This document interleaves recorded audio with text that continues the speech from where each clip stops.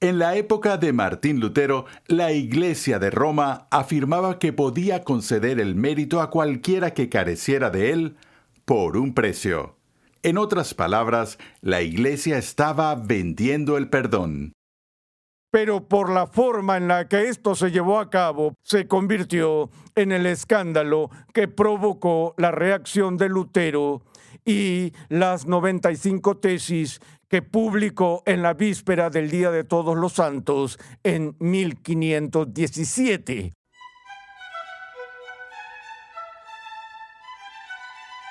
Y así comenzó una reforma que continúa hasta hoy. Gracias por escuchar Renovando tu Mente mientras continuamos con la serie del Dr. R.C. Sproul, Lutero y la Reforma. A través de 10 episodios, el Dr. Sproul ofrece una introducción completa a la vida y el pensamiento de Martín Lutero, con la mirada puesta en las lecciones que podemos aprender hoy en día. R.C. Sproul recorre los principales acontecimientos de la vida de Lutero y explora el Evangelio recuperado por Lutero y los demás reformadores. En el sistema católico romano, la salvación depende de la capacidad de uno para llegar a ser justo. El problema es que nunca se sabe cuánto tiempo se estará en el purgatorio antes de alcanzar ese estado de rectitud. Esto es lo que estaba detrás de la venta de indulgencias en la Iglesia Católica Romana. Hacia la Edad Media, el sistema fue abusado aún más. Desafortunadamente, la Iglesia había perdido de vista la visión bíblica del Evangelio. Pasemos ahora al salón de clases una vez más a escuchar al Dr. R.C. Sproul mientras nos explica cómo las indulgencias se desvían radicalmente de la enseñanza bíblica de la salvación. Continuamos ahora con nuestro estudio de Lutero y la Reforma. En nuestra última sesión analizamos la crisis que tuvo lugar en la vida de Lutero en 1515 en la llamada Experiencia de la Torre, cuando despertó a una nueva comprensión de la justicia de Dios, esa justicia de Dios que es por fe, la justicia que Dios provee a aquellos que carecen de ella y no está en ellos. Y Lutero más tarde diría que una vez que él vio ese concepto y entendió el Evangelio desde esa perspectiva, empezó a verlo virtualmente en cada página de la Biblia y alteró por completo toda su comprensión de la teología y la vida cristiana. Mientras tanto, en Roma estaban sucediendo cosas de importancia trascendental. Durante ese tiempo, había 2 papas en el poder que han sido identificados incluso por los historiadores católicos romanos como 2 de los papas más corruptos en la historia de la Iglesia. El primero fue Julio II, conocido como el Papa Guerrero. Él era el jefe de sus soldados, trató de anexar tierras al control papal y derramó mucha sangre en esa iniciativa. Él tenía un sueño ambicioso.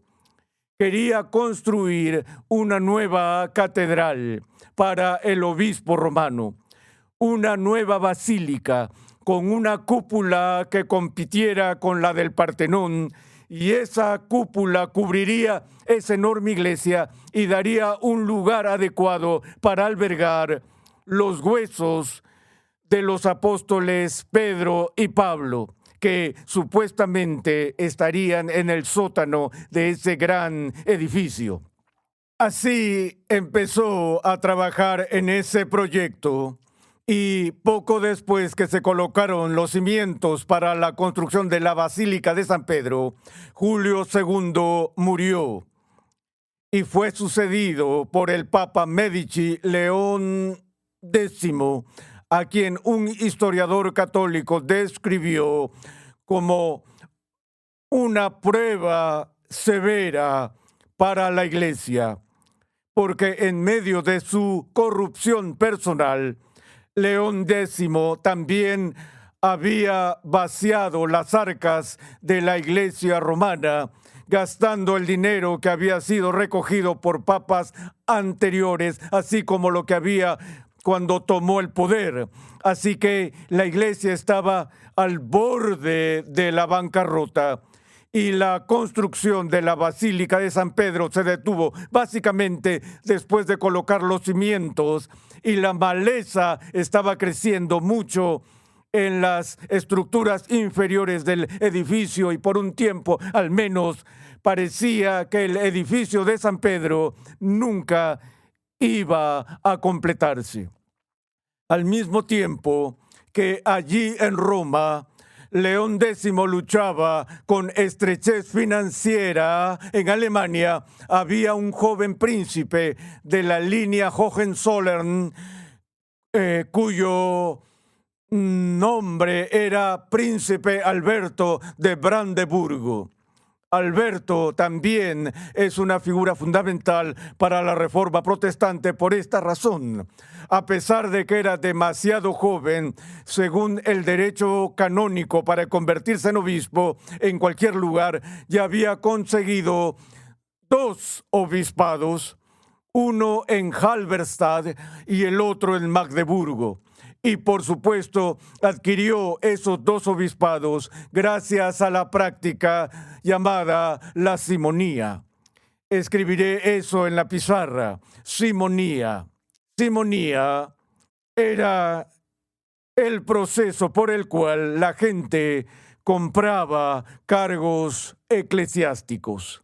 Pagaban al Papa o a las estructuras eclesiásticas la suma necesaria para ser recompensados con estos nombramientos de ser obispos. El nombre simonía se remonta al Nuevo Testamento, al episodio en que Simón el Mago trató de comprar el Espíritu Santo de Pedro cuando vio a Pedro haciendo milagros, a lo que Pedro contestó: que tu plata perezca contigo, lo cual creo que es una traducción cortés de lo que Pedro en realidad le dijo a Simón el Mago. En todo caso, la simonía se desenfrenó durante la Edad Media y en particular en este momento. Este es el tipo de situaciones que Lutero presenció durante su visita crítica a Roma en 1510, donde vio esta ciudad entregada a tanta corrupción. Para empezar, no estaba permitido ser obispo de más de un lugar. En segundo lugar, el derecho canónico decía que debía tener cierta edad, y Alberto no calificaba en ninguno de los casos, no tenía la edad suficiente y tenía 2 obispados y ambos los había comprado. Su ambición era ser el clérigo más poderoso de toda Alemania.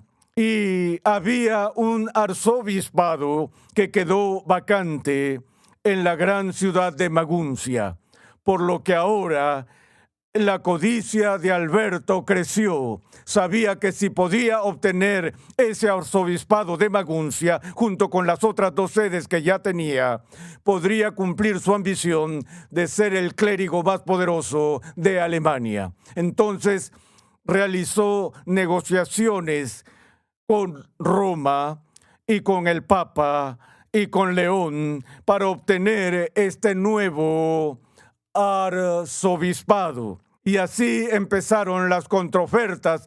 El Papa exigió el pago de 12,000 ducados de oro a cambio del arzobispado de Maguncia. Y el príncipe Alberto respondió con una oferta de 7,000 ducados de oro. El Papa había dicho que quería 12,000, uno por cada uno de los 12 apóstoles, y Alberto respondió ofreciendo 7,000, 1,000 por cada uno de los 7 pecados capitales. Por lo que finalmente se llegó a un acuerdo por el cual Alberto pudo asegurarse el arzobispado de Maguncia por la suma considerable de 10,000 ducados de oro, 1,000 por cada uno de los 10 mandamientos. Pero donde la trama se complica es en el tema de cómo se iba a financiar todo este proceso, Por más rico que era un príncipe como Alberto, no tenía 10,000 ducados de oro a su disposición para comprar el arzobispado de Maguncia, por lo que empezó el proceso de pedir prestado el dinero a los banqueros Fugger en Alemania. Ellos acordaron prestarle los 10,000 ducados de oro que luego pasarían al Papa. Y ahora, para endulzar el trato, el Papa dio otro beneficio a Alberto de Brandeburgo. Él dijo que le dio permiso para estar a cargo de la distribución de las indulgencias en toda Alemania, en cualquier área o provincia donde estuviera permitido políticamente.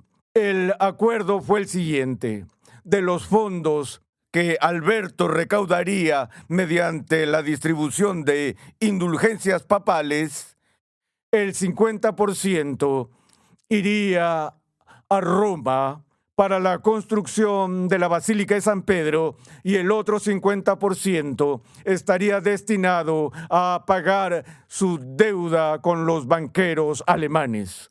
Así empezó este proceso de venta generalizada de indulgencias en Alemania. Ahora, para entender cómo funcionaba esto, hay algunas cosas que debemos aclarar. En primer lugar, la Iglesia Católica Romana entendía que como sucesor de Pedro y como vicario de Cristo en la tierra, el Papa tenía las llaves del reino. Tenía lo que se denomina el poder de las llaves, que se remonta a los días apostólicos cuando Jesús dijo a los discípulos: todo lo que ustedes aten en la tierra será atado en el cielo, y todo lo que desaten en la tierra será desatado en el cielo. Que Jesús de esta manera dio las llaves del reino, no solo a los discípulos en general, sino también a Pedro en particular, y que la autoridad de Pedro y la propiedad de las llaves del reino pasarían a todos los sucesores de Pedro, desde el primer papa hasta el siglo XVI, llegando a León X. Lo que era tan importante sobre las llaves del reino es que las llaves del reino eran las llaves, básicamente, del tesoro más importante que poseía la Iglesia. No la bóveda que contenían los ducados de oro, sino más bien ese tesoro que contenía lo que la Iglesia en ese entonces y ahora llamaba y aún llama el tesoro del mérito. El tesoro del mérito es ese depósito donde todos los méritos que fueron ganados por Jesucristo están depositados. Además de los méritos depositados por Jesús, también están los depósitos del el mérito de María, de José, de los apóstoles originales y de los grandes santos a lo largo de los siglos. Y así el tesoro de los méritos es esta vasta suma de méritos que se habían acumulado a través de los siglos, a través de la obra de Cristo, a través de la obra de los apóstoles y a través de la obra de los grandes santos. Para que alguien vaya al cielo, según el esquema del orden católico romano, que veremos por separado más adelante, una persona tiene que llegar a tal estado en su vida donde ella o él es inherentemente justo, donde no solo no hay pecado mortal que empañe su carácter o su desempeño conductual, sino también ningún pecado venial ni mancha alguna.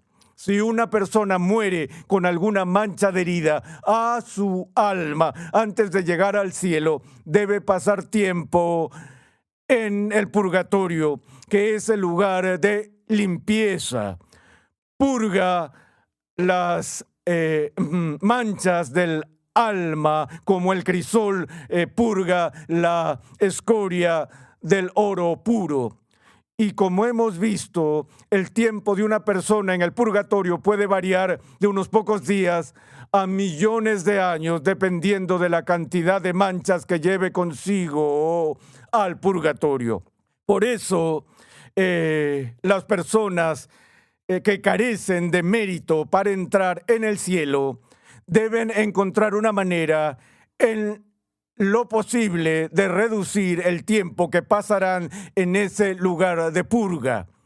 Ahora, solo un puñado de personas históricamente han obtenido suficientes méritos para ir directamente al cielo cuando mueren. La Iglesia Católica Romana distingue 3 tipos de mérito. Y esta distinción se convierte en el centro mismo de la controversia en un periodo muy corto de tiempo durante la Reforma. Los 3 tipos de mérito son: el primero es lo que se llama condigno, C-O-N-D-I-G-N-O, mérito de condigno, o en latín meritum de condigno. El mérito de condigno es el mérito que es tan virtuoso que impone una obligación de justicia a Dios para que lo recompense. Si alguien posee esa clase de mérito, Dios sería injusto si no le diera una recompensa adecuada por ello. Por supuesto, la Iglesia creía que el mérito que Jesús obtuvo era el mérito de condigno, pero no solo Jesús logró el mérito de condigno, sino otros de los santos en la historia también. El segundo tipo de mérito se llama mérito de congruo o meritum de congruo. Y el mérito de congruo no es tan elevado ni tan meritorio como el mérito de condigno, pero sin embargo tiene algún sentido de mérito asociado con él. El mérito de congruo es el mérito que es suficiente para que sea apropiado o congruente con que Dios lo recompense. Y eso entrará en juego muy significativamente en la doctrina de la Iglesia Católica Romana del sacramento de la penitencia. Y cuando veamos la doctrina católica romana de la justificación, veremos dónde entra en juego el mérito de congruo.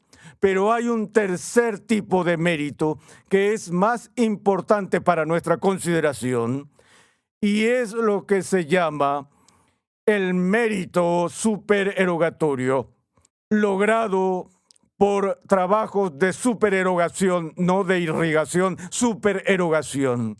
Las obras de supererogación son obras meritorias que están por encima y más allá del llamado del deber. Son méritos que se consiguen al hacer más de lo que Dios exige a los cristianos obedientes. Por ejemplo, los mártires, por su martirio, lograron obtener méritos supererogatorios, y los grandes santos de los siglos, personas como Jerónimo, como San Francisco de Asís, San Agustín, Tomás de Aquino, estos grandes santos fueron tan virtuosos en su vida que no solo lograron o adquirieron suficientes méritos de condigno para entrar al cielo directamente sin tener que pasar por el purgatorio, sino que tenían más mérito del que necesitaban. Tenían un cierto excedente de mérito gracias a, como mencioné hace un momento, las obras de supererogación. Por tanto, el mérito excedente ganado por los santos es depositado en el tesoro de los méritos. Entonces, ven el panorama. Este tesoro contiene el mérito de Cristo, el mérito de la Sagrada Familia, el mérito de los apóstoles y los méritos de los santos.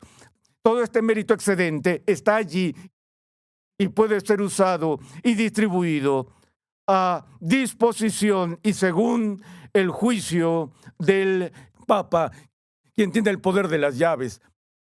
Lo que es una indulgencia es una concesión papal que indica que tanto mérito se extrae del tesoro del mérito para aplicar a alguien que tiene déficit de mérito, carece de mérito, a fin de que pueda acortar su tiempo en el purgatorio e ir al cielo.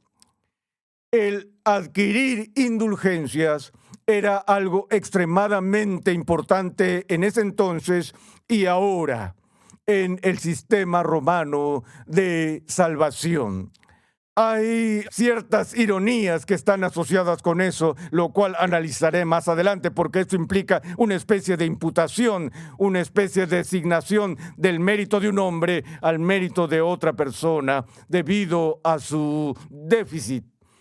Ahora, para adquirir una indulgencia y obtener la aplicación de este mérito del tesoro de los méritos, tuvieron que suceder ciertas cosas que estaban asociadas, tal como profundizaré más adelante, con el sacramento de la penitencia. Pero uno de los elementos del sacramento de la penitencia, donde el pecador contrito se dirige al confesionario, confiesa su pecado al sacerdote, recibe la absolución sacerdotal y luego se le exige que haga ciertas obras de mérito, de congruo, como rezar tantas Ave Marías o Padre Nuestros o dar restitución. Una de las cosas que se delineó para cumplir con los requisitos de la penitencia fue la entrega de limosnas. De modo que si alguien daba limosnas con un sentido genuino de arrepentimiento, las limosnas entregadas podían adquirir la transferencia de indulgencias a su cuenta. De nuevo, el derecho canónico de la Iglesia dejaba claro que esto no debía entenderse como una venta burda del perdón, donde la gente podía tan solo escribir un cheque y sacar a sus familiares del purgatorio o tirar una moneda en un envase y lograr el mismo fin. Pero por la forma en la que esto se llevó a cabo, particularmente en Alemania, se convirtió en el escándalo que provocó la reacción de Lutero y las 95 tesis que publicó en la víspera del Día de Todos los Santos en 1517. Pero todo esto está relacionado con el proceso de dar limosnas y el Papa estaba usando este proceso para obtener los recursos que necesitaba para construir la iglesia. Puede ser empático con el Papa porque sé lo que tuve que pasar aquí para construir esta iglesia y desearía haber tenido un tesoro del mérito de donde sacar con el fin de alentar a la gente a dar para la construcción de San Andrews. Pero esto es lo que inició el problema que explotó luego en Sajonia con la venta de indulgencias por parte del representante papal Tetzel, que veremos en nuestra próxima sesión.